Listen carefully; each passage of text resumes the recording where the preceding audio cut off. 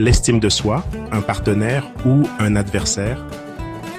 Tout d'abord, l'estime de soi est la perception et le jugement que nous avons de notre propre valeur. C'est l'évaluation subjective et émotionnelle de qui nous sommes en tant qu'individu. Elle se distingue de la confiance en soi, qui est notre croyance en nos capacités à accomplir une tâche spécifique. La confiance en soi est une compétence, tandis que l'estime de soi est un sentiment de valeur globale. On pourrait la comparer à un réservoir. Un réservoir bien rempli représente une bonne estime de soi qui nous permet de faire face aux défis, de prendre des risques et d'accepter les échecs sans nous sentir anéantis. Par contre, un réservoir vide représente une faible estime de soi qui nous rend vulnérables, anxieux et plus enclins à nous critiquer.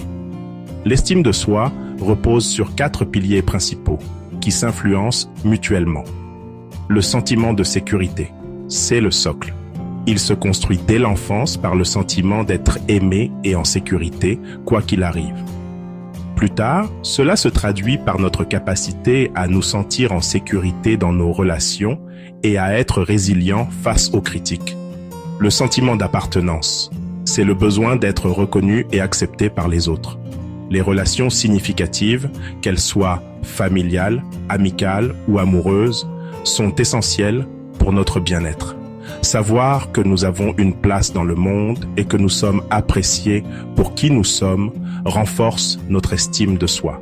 Le sentiment de compétence, c'est notre perception de nos propres capacités à agir, à résoudre des problèmes et à atteindre nos objectifs. Chaque fois que nous apprenons quelque chose de nouveau ou que nous réussissons un défi, nous renforçons ce pilier. Enfin, le sentiment d'identité, c'est la conscience de qui nous sommes. Cela inclut nos valeurs, nos passions, nos forces et nos faiblesses. Lorsque nous vivons en accord avec nos valeurs et que nous acceptons notre identité, notre estime de soi est plus stable. Vous êtes-vous déjà posé la question de savoir comment construire votre estime de soi? Eh bien, l'estime de soi n'est pas innée en vous, vous devez la construire et la cultiver tout au long de votre vie. L'enfance est la période la plus critique. Les messages que nous recevons de nos parents, enseignants et pairs façonnent notre perception de nous-mêmes. L'amour inconditionnel et les encouragements sont essentiels. L'adolescence et l'âge adulte sont des périodes de confirmation.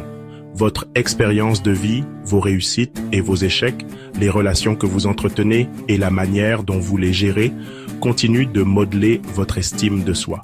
Sachez qu'une faible estime de soi peut avoir des conséquences négatives